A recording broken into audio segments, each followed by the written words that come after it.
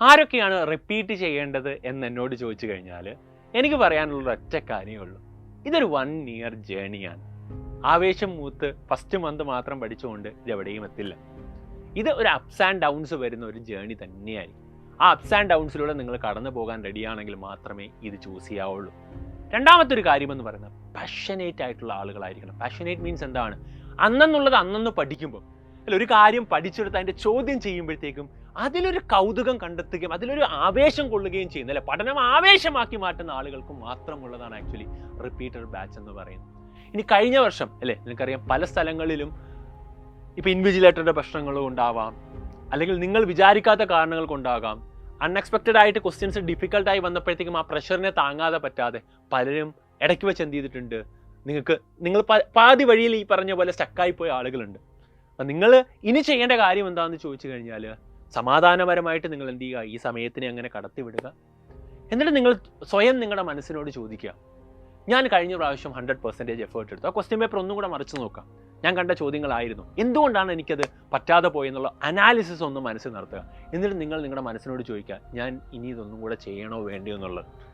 അങ്ങനെ മനസ്സിനോട് ചോദിച്ചിട്ട് നിങ്ങൾ തന്നെ സ്വയം ഒരു തീരുമാനം എടുക്കുക. അപ്പം നിങ്ങൾക്കറിയാം ഫിനാൻഷ്യൽ പ്രശ്നം വീട്ടിലുള്ളവരുണ്ടാകും. യൂട്യൂബിൽ ക്ലാസ്സുകളുണ്ട്, നിങ്ങൾക്ക് തന്നെ അറിയാം, എല്ലാ ലെവൽ ക്ലാസ്സുകളും സൈലത്തിന് നീറ്റ് ചാനലിൽ തന്നെ ഉണ്ട്.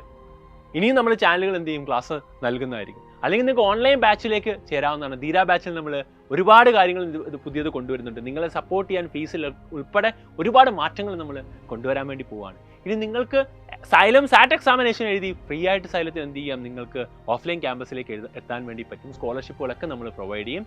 ആൻഡ് ഫൈനലി നിങ്ങൾക്ക് അഫോർഡ് ചെയ്യാൻ പറ്റുമെങ്കിൽ ഓഫ്ലൈൻ സെൻറ്ററുകൾ തന്നെ നിങ്ങൾ എന്ത് ചെയ്യുക, ചൂസ് ചെയ്യുക. അതിനുള്ള മന്ത്ലി ഓപ്ഷൻസ് കാര്യങ്ങളൊക്കെ നമ്മൾ നിങ്ങൾക്ക് സപ്പോർട്ടായിട്ട് നൽകുന്നതായിരിക്കും. ഇത് ചെയ്തുകൊണ്ട് വേഗം തുടങ്ങുക എന്ന് പറഞ്ഞു കഴിഞ്ഞാൽ നിങ്ങൾക്ക് ഡെയിലി ഈ പറയുന്ന ടാർഗറ്റ്സുകൾ, നമ്മൾ ടാർഗറ്റ്സ് മീൻസ് നമ്മൾ ഇന്ന പഠിക്കണം, ഇന്ന അഡ്വാൻസ് പ്രോബ്ലംസ് ചെയ്യണം, ഇത്ര കാര്യം നമുക്കറിയാം. DPP-1 ഇത്തവണ DPP-2 ഉണ്ട്, NCERT ക്രാക്കർ ഉണ്ട്. അപ്പം നമ്മൾ പറയും ആദ്യ ദിവസം ഈ DPP-1 തീർക്കണം, പിന്നെ അഡ്വാൻസ് തീർക്കണം, പിന്നെ നമുക്ക് NCERT ക്രാക്കറിലേക്ക് പോകണം എന്നുള്ള ഒരു കൃത്യമായ ടൈം ടേബിൾ ഉണ്ട്, ഒരു 1 year. ആ ടൈം ടേബിൾ അന്നെന്നുള്ളത് ഞാൻ അന്നന്ന് പഠിച്ചിരിക്കും, എന്തൊക്കെ വന്നാലും ഞാൻ ഡീവിയേറ്റഡ് ആവില്ല എന്ന കോൺഫിഡൻസ് നിങ്ങൾക്കുണ്ടെങ്കിൽ നിങ്ങൾക്ക് മുമ്പോട്ട് പോകാൻ വേണ്ടി പറ്റും. ബാക്കി എല്ലാ പാസ്റ്റും എന്ത് ചെയ്യും, ആ എക്സാം കഴിയുമ്പോൾ അത് മാറിപ്പോവും. അപ്പോൾ അത് അങ്ങനെയുള്ളവർ മാത്രമേ ഈ പണിക്ക് ഇറങ്ങാവുള്ളൂ. എനിക്കെൻ്റെ റിക്വസ്റ്റ് ആണ്. അപ്പോൾ ആ ഒരു മോട്ടിവേഷനിൽ നിങ്ങൾക്ക് മുമ്പോട്ട് വരാൻ പറ്റുമെങ്കിൽ നിങ്ങൾക്ക് എന്ത് ചെയ്യാം, ഇതിലേക്ക് വരാം. പിന്നെ നീറ്റ് എക്സാമിനേഷൻ എഴുതിയാൽ MBBS മാത്രമൊന്നുമല്ല ഓപ്ഷൻ. MBBS, BDS, ഈ പറയുന്ന ആയുർവേദ, ഫോറസ്ട്രി അല്ലേ, തുടങ്ങി അഗ്രികൾച്ചർ തുടങ്ങി ഒരുപാട് ഓപ്ഷൻസ് ഉണ്ട്. അപ്പം നിങ്ങളുടെ ഏതാണ് പാഷനേറ്റ് ആയിട്ട് എവിടെയാണോ നിങ്ങൾക്ക് എത്തേണ്ടത് അവിടേക്ക് എത്താൻ വേണ്ടിയുള്ള കട്ട് ഓഫിനേക്കാൾ ഒരു 100 മാർക്സ് പ്ലസ് മേടിക്കുന്ന രീതിയിൽ തന്നെ നിങ്ങൾ എന്ത് ചെയ്യണം, എഫേർട്ട് എടുത്ത് പഠിച്ച് മുമ്പോട്ട് പോകണം. അപ്പം നിങ്ങളുടെ +2 മാർക്കോ കാര്യങ്ങളോ ഒന്നും അതിലൊരു ഫാക്ടർ അല്ല. നിങ്ങൾക്ക് വേണ്ടത് ഞാൻ അന്നെന്നുള്ളത് അന്നന്ന് പഠിക്കും. ഇത്രയും നാളും നിങ്ങൾ എങ്ങനെയാണെന്നുള്ളതല്ല. ഇനി സൈലത്തിൽ ഞാൻ ജോയിൻ ചെയ്ത് കഴിഞ്ഞാൽ അവർ പറയുന്ന പ്ലാനിനെ ട്രസ്റ്റ് ചെയ്ത്, ആ പ്രോസസ്സിനെ ട്രസ്റ്റ് ചെയ്തിട്ട് അന്നെന്നുള്ളത് ഞാൻ അന്നന്ന് പഠിച്ചു. എന്നോട് പല ടോപ്പേഴ്സും ഇൻ്റർവ്യൂസ് ഇനി വന്നുകൊണ്ടേയിരിക്കും ഇങ്ങനെ സീരിയസ് ആയിട്ട്. അവരെല്ലാവരും എന്നോട് പറഞ്ഞൊരു കാര്യമുണ്ട്, സാർ ആ ഓൺലൈൻ ഡേ ഉണ്ടല്ലോ സാർ തരുന്നത്. കാര്യം ഒരു എൻട്രൻസ് വിദ്യാർത്ഥിയെ സംബന്ധിച്ചിടത്തോളം ആ ദിവസം വളരെ ഇമ്പോർട്ടൻ്റ് ആണ്. കാര്യം സ്വയം പഠിക്കുക എന്നുള്ളത് തന്നെയാണ് ഒരു കോമ്പറ്റേറ്റീവ് എക്സാമിന് ഏറ്റവും വേണ്ടത്. സ്വയം ആക്റ്റീവ് ലേണിംഗ് എന്ന് പറയും നമ്മളതിന്. ആക്റ്റീവായി പഠിക്കുക എന്നുള്ളൊരു ദിവസം, ആ ദിവസമാണ് എന്നെ ഏറ്റവും കൂടുതൽ എന്ത് ചെയ്തിട്ടുള്ളത്, ഹെൽപ്പ് ചെയ്തിട്ടുള്ളത്. ഞാൻ സ്വയം പഠിച്ചിട്ടുണ്ട് സാർ. ക്ലാസ് കണ്ട് ഞാൻ എന്ത് ചെയ്തു, നോട്ട് എടുത്ത് നോട്ടൊക്കെ എഴുതാൻ സ്ഥലമുണ്ട്, അവിടെ ഞാൻ എഴുതി എൻ്റെയും കൂടെ ആ നോട്ടാക്കി മാറ്റി ഞാൻ അത്രയും പഠിച്ചിട്ടുണ്ട് സാർ ആദ്യത്തെ ദിവസം. അത് തന്നെയാണ് സെക്കൻഡ് ഡേ എനിക്ക് ക്ലാസ് റൂമിൽ വരുമ്പോൾ എനിക്ക് സംശയം ചോദിക്കാൻ മടിയില്ല സാർ. കാര്യം എനിക്ക് അതിനെക്കുറിച്ച് നോളജ് ഉണ്ട്.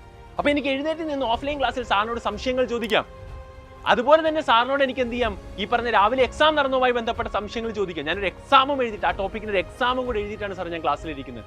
അതുകൊണ്ട് തന്നെ എനിക്കൊരു സംശയവും ചോദിക്കുന്നതിന് മടിയോ എനിക്ക് ആ ടോപ്പിക്കിനെ കുറിച്ച് ക്ലാരിറ്റി കുറവോ ഇല്ല സാർ. ആ ഒരു ഹൈബ്രിഡ് പാറ്റേൺ തന്നെയാണ് സാർ എന്നെ ഏറ്റവും കൂടുതൽ ഹെൽപ്പ് ചെയ്യുന്നത്. പല ടോപ്പേഴ്സും എന്നോട് പറഞ്ഞിട്ടുണ്ട്. നമ്മുടെ പല ചോദ്യങ്ങളും അതുപോലെ തന്നെ എക്സാമിന് വന്നിട്ടുമുണ്ട്. അപ്പോൾ എനിക്കിനി പറയാൻ അതിൽ അഡ്വാൻസ് ലെവൽ DPPയും കൂടെ നമ്മൾ ഇത്തവണ ആഡ് ചെയ്യുകയാണ്. NCERT ക്രാക്കറും കൂടെ നമ്മൾ എന്ത് ചെയ്യണം, ആഡ് ചെയ്യുന്നതോടുകൂടി തന്നെ ഇനി ഒരു ടൈപ്പ് ഓഫ് ചോദ്യങ്ങൾ നിങ്ങളെ ബുദ്ധിമുട്ടിക്കത്തില്ല എന്ന് ഞാൻ ഉറപ്പ് നൽകുകയാണ് ഈ പ്രാവശ്യം തൊട്ട്.